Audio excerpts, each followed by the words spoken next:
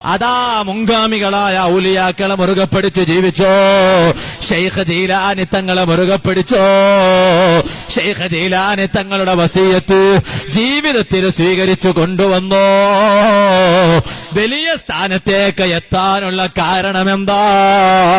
ഒരു രാത്രി അങ്ങ് കിടന്നിട്ട് പിറ്റേന്ന് പ്രഭാതമായപ്പോ പച്ച പുതപ്പും അതാ തോളിലിട്ട് വന്നിട്ട് വലിയായി ചമഞ്ഞതല്ല. നലവേരു ഇഷാത്തോ ലൂതോരു ഉളുവാലെ 40 സുബ്ഹി തോളുതോവർ കശവേരും രാവിൽ നടന്നങ്ങ് നീങ്ങുമ്പോ കൈവീരൽ ചൂട്ടാക്കി കാട്ടി നടന്നോവർ.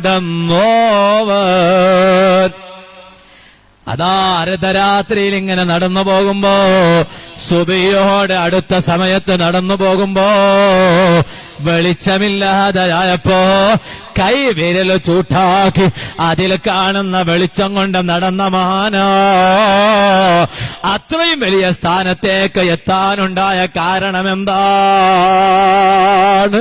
അതാ 40 വർഷക്കാലം രാത്രി ഇശാഇനടുത്ത അതേ ഒളുവോടുകൂടെ രാത്രി കിടന്നുറങ്ങാതെ ഇബാദത്തെടുത്ത്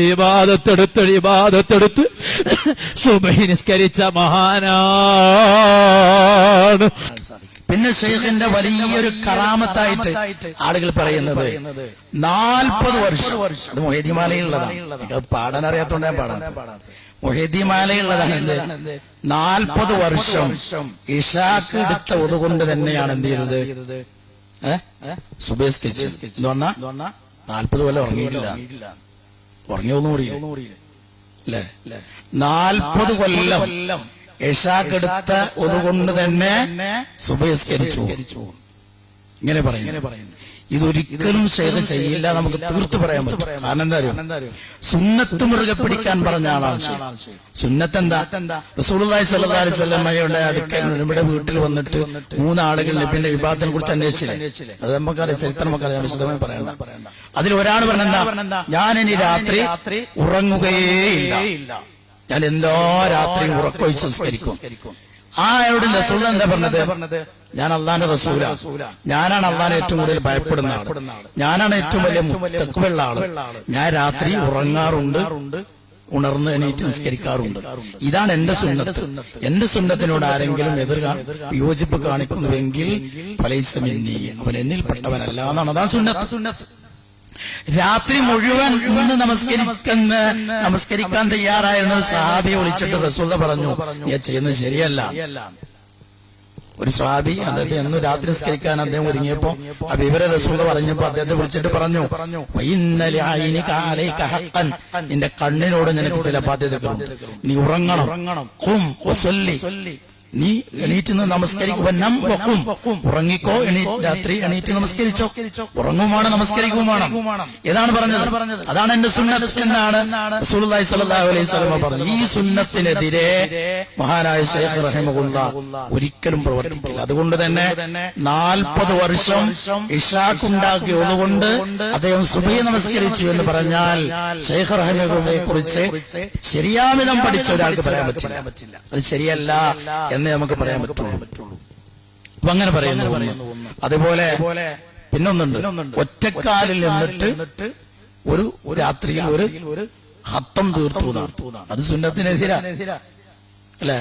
അപ്പൊ പറയുന്ന ഇതാണ്, ഒരു ആണി, ഒരു മരം അല്ലെങ്കിൽ ആണിയോ അവിടെ പിടിച്ചിട്ട് ഒരു കാലിൽ നിൽക്കുക, എന്നിട്ട് ഖുർആൻ ഓതുക. ഹത്തം തീർത്തു ഒരു രാത്രി. പല പ്രശ്നങ്ങളുണ്ട്. ഒന്ന് ശരീരത്തെ പീഡിപ്പിക്കലുണ്ട്, അത് ശരിയല്ല. മാത്രമല്ല റസൂലുള്ളാഹി സ്വല്ലല്ലാഹു അലൈഹി വസല്ലം ഒരാൾക്ക് ഹത്തം തീർക്കാൻ നിശ്ചയിച്ചു കൊടുത്ത് ഏറ്റവും ചുരുങ്ങിയ സമയം 3 ദിവസം. 3 ദിവസത്തിൽ ചുരുങ്ങിയ സമയം കൊണ്ട് ഖുർആൻ മുഴുവൻ ഓതരുത് എന്നാണ് റസൂലുള്ളാഹിന്റെ നിർദ്ദേശം. ഇതുപോലെ രാത്രി ഉണ്ടാവുന്നു. അപ്പൊ അങ്ങനെ ഒരിക്കലും ശൈഖ് ചെയ്യില്ല എന്ന് ഉറപ്പാണ്. ഇതൊക്കെ എന്തിനാണെന്നറിയോ? ശൈഖിനെ വലുതാക്കണം. ഇങ്ങനെ ഇല്ലാത്ത കാര്യങ്ങൾ പറഞ്ഞ് വലുതാക്കേണ്ട ആവശ്യമില്ല. ഉള്ളത് തന്നെ ഉണ്ട് ഇഷ്ടം പോലെ. പറഞ്ഞാ പോരെ ശൈഖ് ആലിമാണ്, സാഹിദാണ്, വലിയാണെന്നൊക്കെ പറഞ്ഞാൽ മതി. ഇല്ലാത്ത പറഞ്ഞ് വലുതാക്കണം എന്തിനാണ്? അതേപോലെ ശൈഖ് റഹിമഹുള്ളയെ കുറിച്ച് പറയുന്നത് അദ്ദേഹം കുത്തുബാണ്. കുത്തുബ് എന്നാ കുത്തുബ് എന്ന് പറഞ്ഞാല് ഔത്താദ്, പിന്നെ അബ്ദാല്, നുജബാഗ്, നുഖബാഗ്, ഗൗസുൽ ആളം, കുത്തുബ്, ഇങ്ങനെ കുറെ ദർജകളുണ്ട്. അതിൽ ഏറ്റവും അതിന്റെ പാരമ്യതയിൽ നിൽക്കുന്ന ആളാണ് കുത്തുബ്. ഇതാണ് ഓരോന്ന് പെട്ടെന്ന് പറയാം. ഔത്താദ് എന്ന് പറഞ്ഞാൽ ലോകത്തിൽ എന്നും 4 ഔത്താദുകൾ ഉണ്ടാവുന്നതാണ്. ഔത്താദ് എന്ന് പറഞ്ഞാൽ 10 തന ആണി എന്നാണ് അർത്ഥം. ലോകത്തിന്റെ നാനാഭാഗത്തും ഔത്താദുകൾ ഉണ്ടാവും. അബ്ദാലിനുണ്ട് ആളുകളുണ്ട്, അവർക്ക് 7 ആകാശങ്ങളാണ് അവരുടെ അധികാര പരിധി. അതുപോലെ നുജബാഗ് എന്ന് പറഞ്ഞിട്ട് 40 പേരുണ്ടാവും. നുജബാക്കൾ 40 പേരാണ്. അവർക്ക് എന്താ പണി? അവർക്ക് ജനങ്ങളുടെ പ്രയാസങ്ങളൊക്കെ അകറ്റി കൊടുക്കലാണ് പണി. പിന്നെ നുഖബാഗ് എന്ന് പറഞ്ഞിട്ട് 300 ആളുകളുണ്ട്. 300 ആളുകളുണ്ട്. ആര്? നുഖബാഗ്. അവരുടെ പണി എന്താ വെച്ചാൽ ജനങ്ങളുടെ ആന്തരിക പ്രശ്നങ്ങൾ പരിഹരിക്കണം. അവരുടെ ദുഃഖം, പിന്നെ അങ്ങനെയുള്ള പ്രശ്നങ്ങളുണ്ടാവും, അതൊക്കെ പരിഹരിക്കലാണ്. ഇതിന്റെ ഒക്കെ മേലെയാണ് ആര്? അൽ ഗൗസുൽ ആളം അല്ലെങ്കിൽ അൽ കുത്തുബ്. കുത്തുബിന്റെ അധികാരം എന്താണ്? സർവ്വകാര്യം ഒന്നുമില്ല, മുഴുവൻ കാര്യങ്ങളും നിയന്ത്രിക്കുന്ന ആളാണ് കുത്തുബ്. ആ കുത്തുബുൽ അഖ്താബാണ് ആര്? മുഹ്യിദ്ദീൻ ഷെയ്ഖ് എന്നാണ് പറയുന്നത്. യഥാർത്ഥത്തിൽ ഈ പേര് തന്നെ സാലഫുകൾക്ക് പരിചയമില്ലാത്തതാണ്. ഇപ്പൊ അബൂബക്കർ റളിയല്ലാഹുവിനെ കുറിച്ച് ആരെങ്കിലും കുത്തുബ് കണ്ടിട്ടുണ്ടോ? ഉമർ റളിയല്ലാഹു ഔത്താദാണ്, അല്ലെങ്കിൽ അബൂ ഹുറൈറ റളിയല്ലാഹു തആല നുജബായിൽപ്പെട്ട ആളാണ്. ഇങ്ങനെ പരിചയം തന്നെ ഇല്ലാത്ത സംഗതിയാണ്. ഇങ്ങനെ അദ്ദേഹത്തെ പറഞ്ഞ് ഇനി പരലോക സംബന്ധമായി അദ്ദേഹം നൽകിയ ഉപദേശങ്ങൾ കൂടെ പറയാം. അൻതും മൻ ഖരീബിൽ മൗത, നിങ്ങൾ അടുത്ത് തന്നെ മരിച്ചു പോകുന്നവരാണ്. മരണം അടുത്തെത്തിയിരിക്കുന്നു. അതുകൊണ്ട്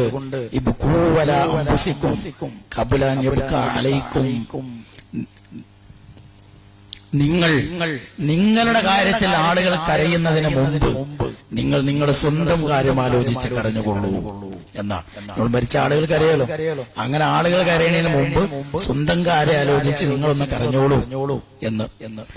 അലൈക്കും ദുനൂബുൻ മുസ്തഹിമ, നിങ്ങളുടെ ജീവിതത്തിൽ തിരക്കി വരുന്ന ഒരുപാട് പാപങ്ങൾ നിങ്ങളുടെ ജീവിതത്തിലുണ്ട്. ഒരുപാട് തെറ്റുകൾ നിങ്ങൾ ചെയ്തിട്ടുണ്ട്. ആ തെറ്റുകളൊക്കെ പുറത്തു കിട്ടാൻ നിങ്ങൾ കരഞ്ഞുകൊണ്ട് പ്രാർത്ഥിക്കുക. അതിന്റെ പര്യവസാനം വളരെ ഭയാനകമായിരിക്കും. നിങ്ങളുടെ ഖുലൂബുകും മർവാ ബിഹുബ്ബി ദുനിയാ വൽ ഹിർസ് അലൈഹി, നിങ്ങളുടെ ഹൃദയങ്ങൾ ദുന്യാവിനോടുള്ള സ്നേഹവും ദുന്യാവിനോടുള്ള ആർത്തി കാരണവും രോഗാതുരമായിട്ടുണ്ട്. നിങ്ങളുടെ മനസ്സിന് രോഗം പിടിച്ചിട്ടുണ്ട്. എന്താ രോഗം പിടിക്കാൻ കാരണം? ദുന്യാവിനോടുള്ള അങ്ങേറ്റത്തെ സ്നേഹം. അതേപോലെ ദുന്യാവിനോട് അടക്കാൻ കഴിയാത്ത ആവേശം, ആർത്തി, ഇതൊക്കെ മനസ്സിൽ പിടികൂടി നിങ്ങളുടെ മനസ്സിനാകെ രോഗം ബാധിച്ചിട്ടുണ്ട്. ആ രോഗത്തെ നിങ്ങൾ എങ്ങനെ കഴുകി വൃത്തിയാക്കണം? ദാവൂഹ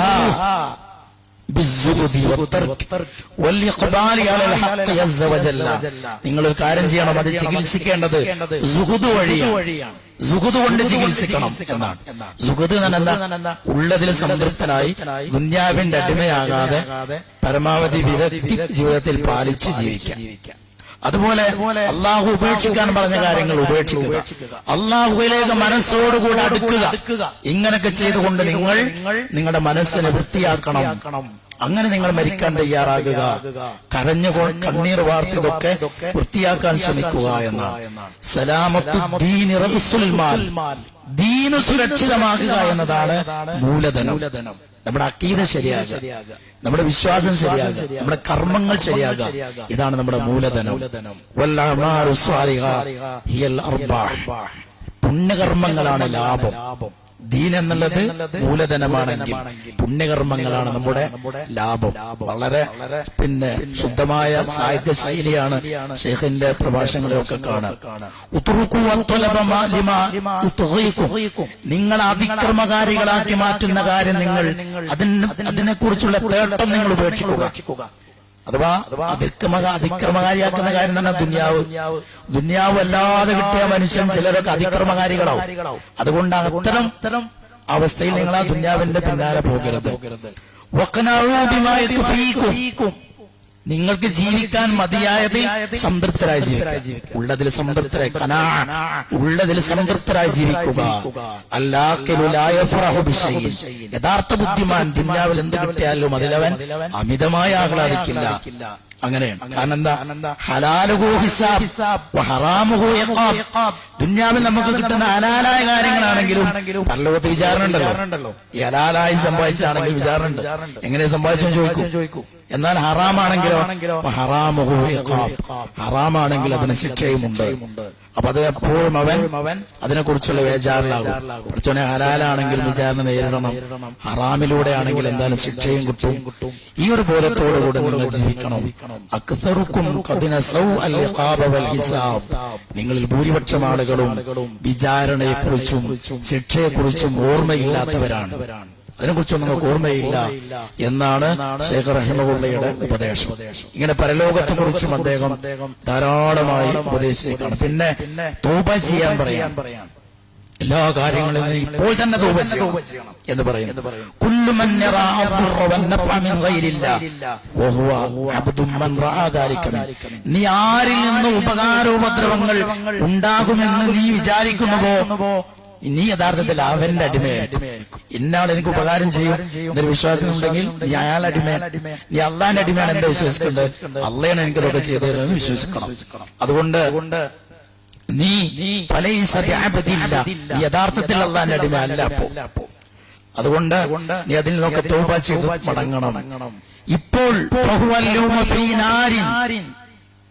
നാരിൽ മഖ്തി വൽ ഹിജാബ്. ഇപ്പോൾ ഈ അള്ളാഹുവിന്റെ വിധി വിലക്കുകൾ അനുസരിച്ച് ജീവിക്കാതെ ഈ ഒരു രീതിയിൽ നീ പോകുമ്പോൾ നീ യഥാർത്ഥത്തിൽ അള്ളാഹുവിന്റെ കോപമാകുന്ന നരകത്തിലാണ് എപ്പോഴുള്ളത്. നാളെ നീ യഥാർത്ഥ നരകത്തിലുമായിരിക്കും. ഇപ്പൊ നിനക്ക് കിട്ടുന്നത് അള്ളാന്റെ കോപാണ്. നാളെ നിനക്ക് കിട്ടുന്ന യഥാർത്ഥ ജഹന്നമാണ്. കാരണം നീ അള്ളാഹു അല്ലാത്തവരെ ഇബാദത്ത് ചെയ്യുന്നു എന്നാണ്. അതുകൊണ്ട് ما يسلم من نار الله إلا المتقون الموحدون المخلصون التائبون. അള്ളാഹുവിന്റെ നരകത്തിൽ നിന്ന് രക്ഷ കിട്ടണമെങ്കിൽ നീ തഖ്വയുള്ളവനായി മാറണം, നീ മുവഹിദായി മാറണം, നീ ആത്മാർത്ഥതയുള്ളവനായി മാറണം, നീ തൗബ ചെയ്ത് അള്ളാഹുവിലേക്ക് മടങ്ങണം. എങ്കിലേ നിനക്ക് അള്ളാഹുവിന്റെ നരകത്തിൽ നിന്ന് രക്ഷ കിട്ടൂ എന്ന് പരലോകവുമായി ബന്ധപ്പെട്ട ഉപദേശങ്ങൾ, ധാരാളം ഉപദേശങ്ങൾ. പുസ്തകം മൊഴി ഫതഹുർ റബ്ബാനി എന്ന പുസ്തകം മുഴുവൻ അദ്ദേഹത്തിന്റെ വഅളാണ്, മൊത്തം അദ്ദേഹത്തിന്റെ ഉപദേശങ്ങളാണ്. അപ്പൊ ഇത്രയാണ് ചുരുക്കത്തിൽ നമുക്ക് പറയാനുള്ളത്.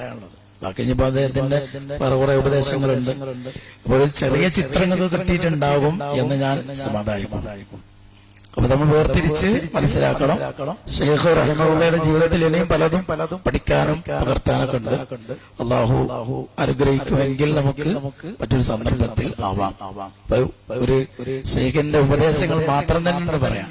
ശൈഖ് നൽകിയ ഉപദേശങ്ങൾ മാത്രം തന്നെ നമുക്ക് പറയാനുണ്ട്. അതുകൊണ്ട് മറ്റൊരു സന്ദർഭത്തിലാവാം. എന്ന് നമ്മള് യഥാർത്ഥത്തിൽ പിന്നെ ഒറിജിനൽ മുഹ്യിദ്ദീൻ ശൈഖ് ആരാണ് എന്നതിനെ കുറിച്ചുള്ളൊരു പിന്നെ ഒരു ശ്രദ്ധ ചിന്തകൾ എന്നൊക്കെ വേണമെങ്കിൽ പറയാം. അത്രേ ഉള്ളൂ. പറഞ്ഞതിലേറെ ഇനി അദ്ദേഹത്തിന്റെ ഉപദേശങ്ങളൊക്കെ പറയാൻ ഇവിടെ അവസാനിപ്പിക്കാം അല്ലേ? ഞാൻ പറഞ്ഞതിൽ എന്തെങ്കിലും വ്യക്തത ഉണ്ടെങ്കിൽ ചോദിക്കാം. ഒരു രണ്ട്